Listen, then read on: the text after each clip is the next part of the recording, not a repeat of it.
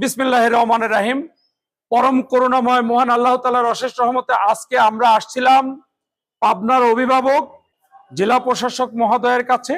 আমরা মানবাধিকার ঐক্য পরিষদ পাবনা সহ অন্যান্য মানবাধিকারের নেতৃবৃন্দ সহ সুশীল সমাজ পাবনা জেলা প্রশাসক মহোদয়ের সাথে দেখা করে এই পাবনার কিছু বিষয় নিয়ে তার কাছে আমরা দাবি জানালাম।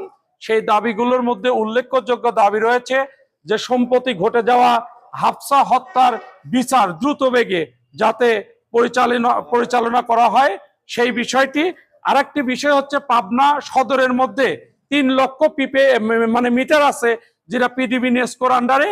এই 3 লক্ষ মিটারগুলো প্রিপেড মিটার লাগানোর গভীর ষড়যন্ত্রে লিপ্ত রয়েছে নেস্কো কোম্পানি। সেই মিটার যাতে লাগানো না হয় সেই বিষয়টা একটু তার নলেজে দিলাম। সেই সাথে আমাদের যে পাবনা 12 র্যাব ক্যাম্প যে রফিকুল ইসলাম বকুল সুইমিং পুল দখল করে দীর্ঘদিন ধরে সেখানে রয়েছেন, সেই র্যাব ক্যাম্পটি স্থায়ীভাবে আমাদের হিমায়তপুর আশ্রয়ন প্রকল্পে পড়ে থাকা 110 বিঘা সম্পত্তির উপরে যে জায়গাগুলো রয়েছে সেখানে স্থাপন করা এবং মাদককে নির্মূল করতে প্রশাসনের সুদৃষ্টির উদয় হওয়ার জন্য আমরা সকলে মিলে যাতে ঐক্যবদ্ধভাবে কাজ করতে পারি সেই বিষয় নিয়ে কথা বলছিলাম।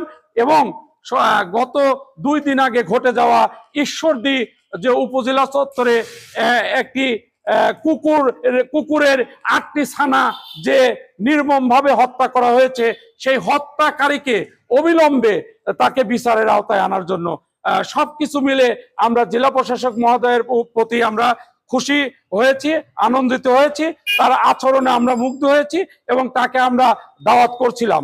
এই পর্যায়ে কথা বলবেন সংক্ষিপ্ত আকারে মাসুদ পারভেজ ভাই, মানবাধিকার ঐক্য পরিষদ পাবনা জেলা শাখা।